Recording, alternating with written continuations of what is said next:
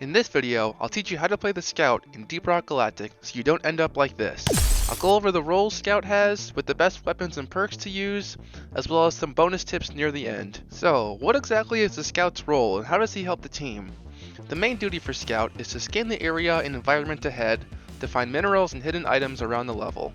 The Scout has the best mobility out of the 4 classes, so it's easiest for him to zip around and grab the minerals in the hard to reach areas, as well as provide light and vision for the rest of the team. However, the guns in his arsenal are quite lacking, so if you get too far ahead of the team, you are easily able to be swarmed and downed. As for class importance, I personally don't think Scout is the most important class for harder missions or deep dives, and those missions can be completed just fine without a Scout.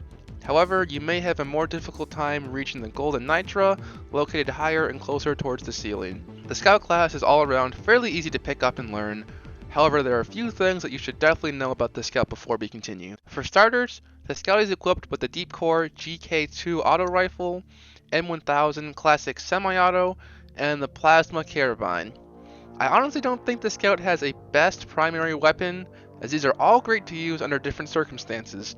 For example, the M1000 is awful for missions with swarms like repairing mules, but excels if you're trying to hit the weak spots on a boss in an elimination mission. For secondaries, the Scout uses the Boomstick shotgun or the NUK-17 dual pistols.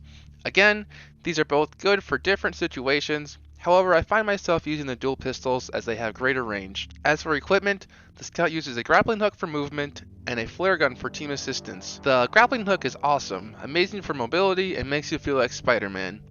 The flare gun is also very helpful, as it's basically a flare that you can shoot and it will stick to walls or the ceiling rather than you needing to throw it constantly. For the Scout's grenades, he uses the inhibitor field generator, which slows bugs down to a crawl and makes them easier to hit, the cryo grenade, which freezes enemies into place for a short while, and the pheromone canister, which turns them into a target for other bugs and enemies around them. As for passive perks, I recommend you use Sweet Tooth for more healing from red sugar, Second Wind for a sprint boost, and Deep Pockets, which allow you to carry more of each type of valuable. These are all used mainly so you are able to zip ahead of the team and grab loot that is too high or out of reach for other teammates and come back and deposit to the mule.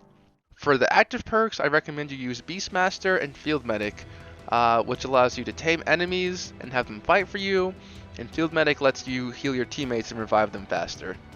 The Scout is very fun to play with his mobility and the weapons he can use. However, the equipment in his arsenal leaves him extremely vulnerable for swarms. Be sure not to stay in one location for very long to avoid taking damage. The grappling hook is very useful in these circumstances for a quick exit. I prefer playing solo missions with the Scout, as the grappling hook helps me speed my way through the level and to each objective. Bosco comes in handy for helping extract minerals as well as fight enemies with beefy amounts of health. The Scout is a great class to start off with and learn the game, with the grappling hook being extremely fun and helpful to use. However, be wary of the Scout's vulnerability to swarms and close combat. As the name suggests, he's a scouter, not a fighter. Thank you all so much for watching, and I'll see you in the next one.